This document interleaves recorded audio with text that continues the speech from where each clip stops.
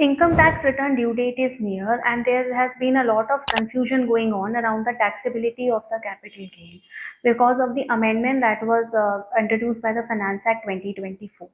So before diving into that, let us first understand what exactly is capital gain. So capital gain, as the name suggests, gains profit. So any profit which arises from the transfer of a capital asset is capital gain. Now capital gain would be of two types, short term and long term. So if you held the asset for less than 24 months, then the gain arising from that capital asset would be short term capital gain. And if you held the asset for more than 24 months, then the gain would be long term capital gain. But in case of shares that are listed on a recognized stock exchange, that period of holding would come down to 12 months. That means if you have held the shares for less than 12 months, then the gain would be short term capital gain. And if you have held the shares for more than 12 months, then the gain arising from that sale of capital asset would be long term capital gain. Now let us talk about how to calculate the capital gain. Capital gain, as we usually calculate, sale consideration minus cost minus any expenditure that you have incurred on the acquisition or sale of the capital asset. This cost could be indexed according to the cost inflation index according to the provisions of the income tax act. Now हमने capital gain समझ लिया क्या हुआ.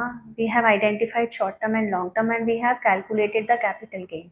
Now what will be the percentage of tax? How will we calculate the long term capital gain tax?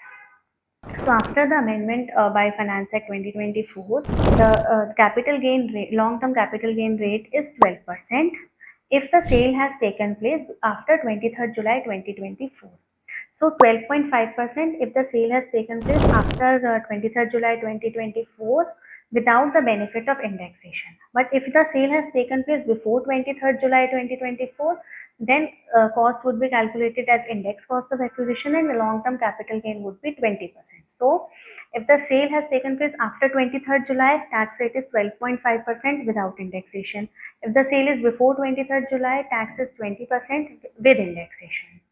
And there is also a grandfathering provision allowed under by the Finance Act 2024, which says that if your sale has taken place after 23rd July 2024, but your capital gain tax was coming lower before the amendment, then जो excess नया वाला आ रहा होगा ना after the amendment, that would be ignored. That means a grandfathering provision, a relief provided to the assessees for the calculation of capital gain.